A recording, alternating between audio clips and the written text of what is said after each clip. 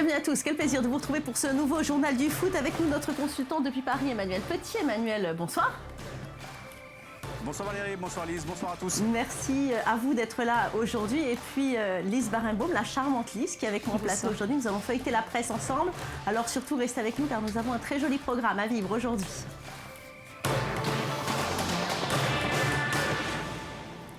Et on ouvre cette édition avec du football français, le PSG qui vient de remporter le premier titre de la saison en finale de la Coupe de la Ligue. Les Parisiens ont écrasé Bastia, 4-0, un doublé d'Ibra, puis un doublé de Cavani. Alors Manu, on va donc décortiquer cette rencontre.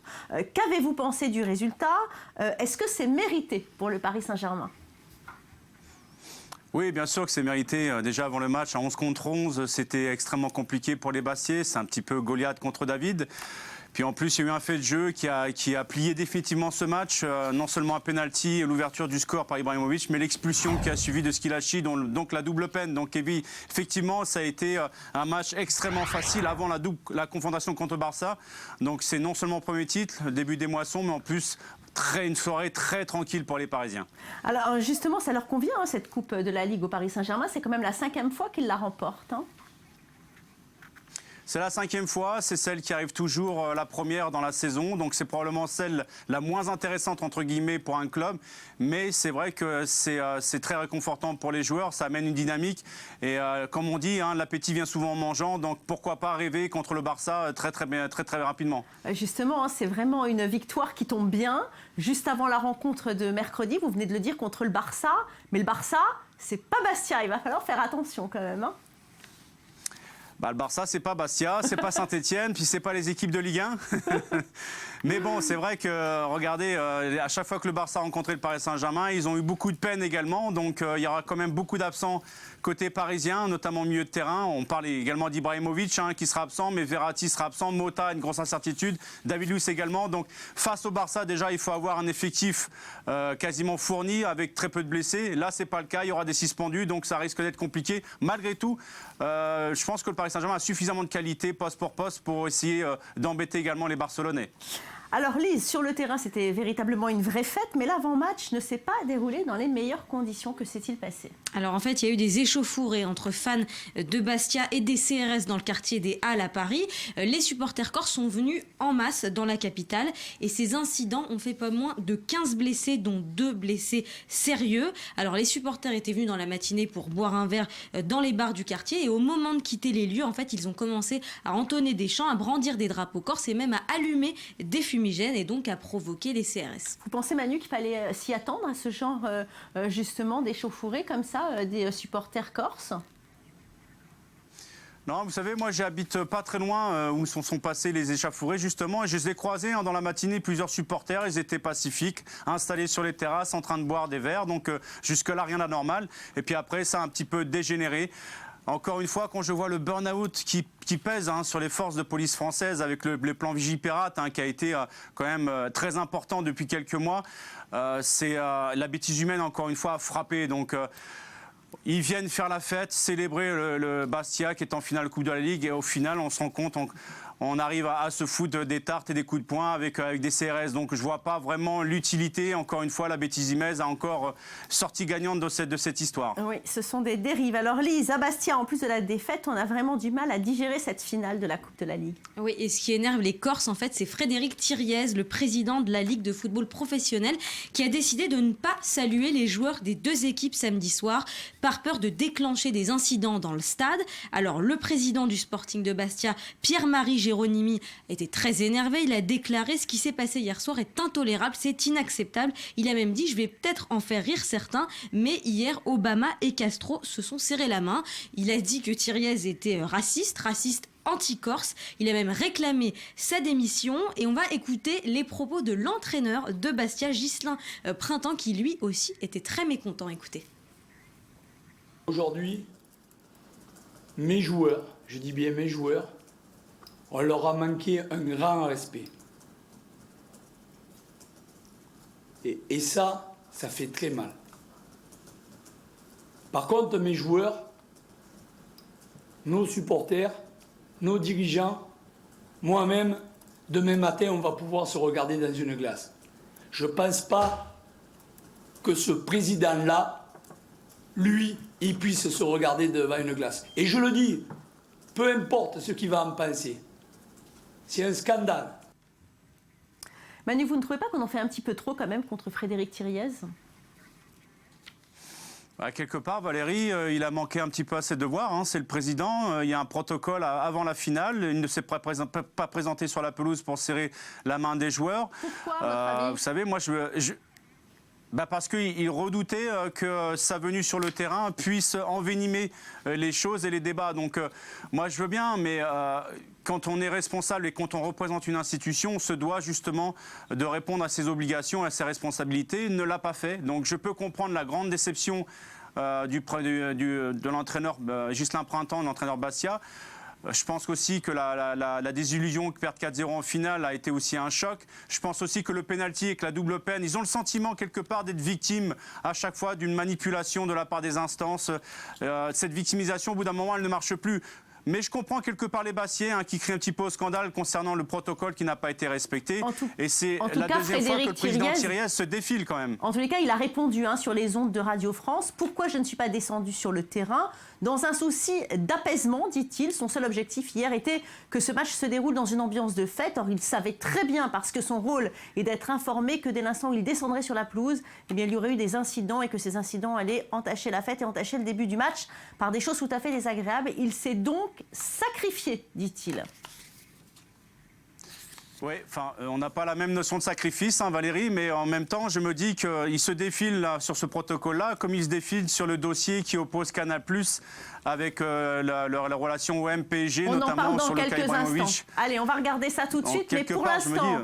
On va parler de Zlatan qui nous a habitués à beaucoup de coups d'éclat, mais cette fois-ci, il a été puni. Regardez, Zlatan a encore frappé après le match du Paris Saint-Germain contre Bordeaux. L'attaquant a fait des remarques choquantes, diffusées à la télévision, et cela a déchaîné une véritable polémique. La presse, les chaînes de télévision, les footballeurs, personne n'est resté indifférent, et surtout pas la Ligue de football professionnel. En effet, la commission juridique l'a condamné à 4 matchs de suspension. La machine Zlatan est donc stoppée en plein vol. Le reportage tout de suite de Lise Barenbaum, Manu, et on en parle après. Mais réveillez-vous, réveillez-vous. Je n'ai jamais vu ça en 15 ans de football. Putain de connard. En 15 ans, je n'ai jamais vu un tel arbitre dans ce pays de merde. Pour ses propos qui ont fait le tour du monde, Zlatan Ibrahimovic n'a pas reçu de traitement de faveur. 4 matchs de suspension. C'est le verdict de la commission de discipline de la LFP. Génie de la com et du ballon rond pour certains, provocateur et irrespectueux pour d'autres, l'attaquant suédois ne laisse personne indifférent. C'est dommage qu'il ait une attitude pareille, mais après c'est un excellent joueur de foot, donc je pense que c'est une super opportunité pour le PSG d'avoir Zlatan en tant que joueur. Si la sanction ne l'a pas empêché de participer et de gagner la finale de la Coupe de la Ligue, cette incartade va lui coûter sa place contre Nice, Lille, Metz et Nantes. Un coup dur pour le PSG dans la course au championnat. Et Laurent Blanc n'hésite pas à crier au complot. Je pense que y a des situations qui font que la France, que je connais très bien, que j'adore ce pays-là, la jalousie est beaucoup présente dans ce pays. On est très jaloux des gens qui ont les moyens, on est très jaloux des gens qui réussissent. Ibrahimovic ne s'est pas déplacé devant la commission de discipline. Et avec un doublé contre Bastia en finale de la Coupe de la Ligue, la star affiche des statistiques incroyables. 10 buts sur ses 5 derniers matchs qui lui permettent de dépasser Rocheteau au classement des meilleurs buteurs de l'histoire du PSG. Il n'est plus qu'à 5 unités de la légende Paoletta. Et pour cela, les supporters sont prêts à tout lui pardonner. S'il joue bien, on le pardonne. Il suffit qu'il mette des buts. Hier, 3 buts, ça fait 3 pardons d'affilée. Donc 1 pardon, c'est bon Zlatan. 2 pardons parce qu'il dit la France c'est de la merde, c'est bon, on te pardonne Zlatan. 3 pardons, Paris ne mérite pas la France ou je sais quelle connerie, on te pardonne Zlatan. Donc ça va, grâce à ses buts, on le pardonne. Qu'il nous en mette encore un petit peu contre Barcelone. Et là, il sera pardonné de chez pardonné, on le mettra sur une estale, on fera tomber du cuir dessus et moi je mettrai de l'argent dessus. S'il sera bien absent au match aller face à Barcelone, l'attaquant jouera bien pour le retour. Et grâce à sa suspension, il aura même 10 jours pour préparer cette rencontre décisive. Zlatan affiche aujourd'hui une résolution de fer face à ceux qui veulent faire de son cas un exemple. Et malgré les nombreuses attaques qu'il subit depuis qu'il joue au PSG, le mot de la fin lui appartient. Je suis heureux en France, et tout ce qui a été écrit, c'est des conneries. Toutes ces choses qu'on raconte, c'est juste pour me tirer vers le bas. Mais ils n'y arriveront pas, et vous non plus. Je suis heureux et au top niveau, et c'est là que je resterai. Alors Manu, il y a un acharnement contre Zlatan ou bien finalement c'est une sanction qui est méritée? Bon, maintenant, il donne souvent le bâton aussi pour se faire battre, hein, Zlatan. Donc, mais c'est vrai qu'en France, on a souvent tendance à taper sur les gens qui brillent un peu trop, donc qui se démarquent par rapport à la masse. Donc, vous êtes d'accord avec Laurent Blanc alors? Là, oui, mais là, non, oui, jusqu'à une certaine mesure, parce que là, on juge quand même des propos injurieux et grossiers envers le corps arbitral, donc c'est normal qu'il soit sanctionné. Après, qu'il se plaigne d'un certain acharnement et d'être victime justement d'une certaine pensée unique, je peux le comprendre aussi jusqu'à une certaine mesure. Moi, je crois qu'ils ont la meilleure des façons pour eux de répondre, c'est de gagner tout ce qu'ils ont à gagner et de faire taire tout le monde. Oui, en marquant des buts, apparemment, on va tout lui pardonner. C'est ce que disait en tout cas ce supporter hein, dans justement le reportage de Lise Barenboim que nous venons de voir. Alors Lise, justement, grosse affaire cette semaine. Le PSG et l'OM boycottent Canal+. Les deux frères ennemis qui arrivent finalement à s'allier ensemble contre Canal+. Oui. Que se passe-t-il? Quand ils ont un intérêt commun, ils peuvent pactiser. En fait, Zlatan donc, a été suspendu, mais aussi Dimitri Payet de l'OM. Et en fait, les deux clubs ont annoncé qu'ils boycotteraient Canal+ jusqu'à la fin de la saison. Évidemment, la chaîne cryptée demande à ce que les deux clubs reviennent sur leur décision. En fait, pourquoi ils boycottent Canal+? Parce qu'ils pensent que ces suspensions ont été engendrées par les images diffusées par Canal+, les images où on voit les joueurs insulter le corps arbitral. Et Canal+, en réponse, dénonce une véritable prise d'otage. Alors, vous comprenez la position de l'OM et du Paris Saint-Germain, Manu? Non, pas du tout, non. Et je la trouve même choquante. Très sincèrement, Valérie, c'est comme si moi, je devais acheter un bien immobilier déjà faire bataille que quand je rentre dedans... C'est vrai que c'est quand même très surprenant. Hein. Non, mais même, Canal+ se retrouve sur le banc des accusés alors que ce sont les joueurs qui ont insulté des arbitres. Non, mais vous vous rendez compte où ça va, Valérie? À quel point, aujourd'hui, les institutions sont remises en question en permanence par les gens, ceux-là même qui financent le football français. C'est un média indépendant, Canal+. Ils ont mis des micros partout et en plus, jusqu'à une certaine mesure, c'est la LFP, la Ligue, qui a ses propres micros et qui délègue à Canal+. Donc, quelque part, quand je vois cette alliance avec l'OM et le Paris Saint-Germain, je me dis, mais on se moque de qui dans cette histoire? Et quelque part, je me dis, est-ce que c'est pas un coup fourré encore face au principal rival de Canal, qui est beIN, qui est aussi les Qataris qui financent le Paris Saint-Germain. Donc, je me dis qu'on se sert d'une histoire pour essayer de créer la zizanie et un peu partout. Donc, moi, je me dis, Canal+, il paye très cher, à peu près plus de 500 millions d'euros sur les 3 prochaines saisons. Et au final, pour mettre en valeur un produit qu'ils ont acheté, et au final, on les accuse de faire ce pourquoi ils ont payé. Non, mais il faut arrêter, Valérie, il faut arrêter de dire n'importe quoi. Paris Saint-Germain et Marseille ont été sanctionnés sur des joueurs, sur des faits répréhensibles. Maintenant, qu'ils l'acceptent ou pas, moi, ce que je considère anormal dans cette histoire, c'est que le Paris Saint-Germain et l'OM ne sanctionnent pas ses propres joueurs. C'est tout ce que je vois. Non, mais on connaît quand même la puissance des médias et c'est vrai que c'est pas bon de toujours tout montrer. On se rappelle de cette banderole, justement, vous vous en souvenez. Et heureusement que le réalisateur de Canal+ ne l'avait pas fait montrer à l'antenne et que c'était sur les réseaux sociaux, justement, que ça avait été, justement, un petit peu censuré. Oui, mais Valérie, le sport, c'est quoi? C'est de l'émotion pure, c'est des travers, c'est des choses positives comme négatives. Si on veut tout chloroformer et rendre un produit qu'est le football, qui est un sport populaire, de le rendre élitiste en permanence pour essayer de faire plaisir à un maximum, de le rendre extrêmement lisse, ce n'est plus du football. Maintenant, moi, j'ai été joueur, j'ai vu des caméras arriver dans un vestiaire après un match, ça me dérangeait parce qu'il y a une intimité. Je pense que jusqu'à une certaine mesure, on ne doit pas voir venir des micros et des caméras. Mais là, en l'occurrence, c'était sur le chemin entre le terrain et les vestiaires en ce qui concerne Ibrahimovic. Donc, je trouve que le Paris Saint-Germain et l'Olympique de Marseille, ils vont un peu vite en besogne, ils oublient un petit peu leurs obligations et leurs devoirs également.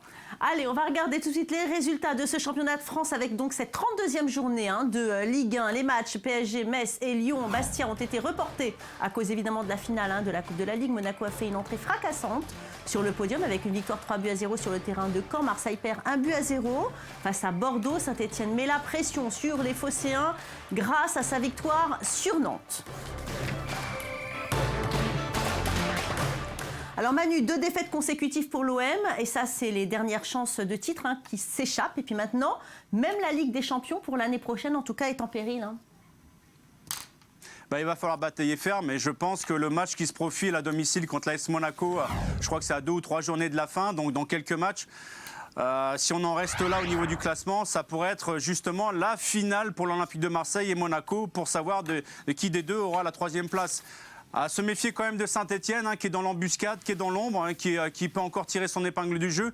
Mais c'est vrai que ces 2 défaites d'affilée pèsent très très lourd d'un point de vue comptable pour l'Olympique de Marseille. D'autant plus qu'hier, franchement, j'ai vu le match, il méritait largement de l'emporter à Bordeaux. Merci beaucoup Manu, merci Lise. On va regarder tout de suite le classement avant de nous quitter. Le fauteuil de leader est donc pour le Paris Saint-Germain avec 62 unités. Le Dauphin, c'est donc le Roi Lion avec une différence de but de 1 point. Les Monégasques remontent sur le podium et profitent donc de la cruelle défaite de Marseille qui se retrouve à la 4e place. Et ça se suit à 1 point. Le classement est donc très serré puisque Saint-Etienne est 5e. Les Verts qui ont très bien réagi après leur élimination en Coupe de France par le Paris Saint-Germain. C'est fini pour aujourd'hui. À demain.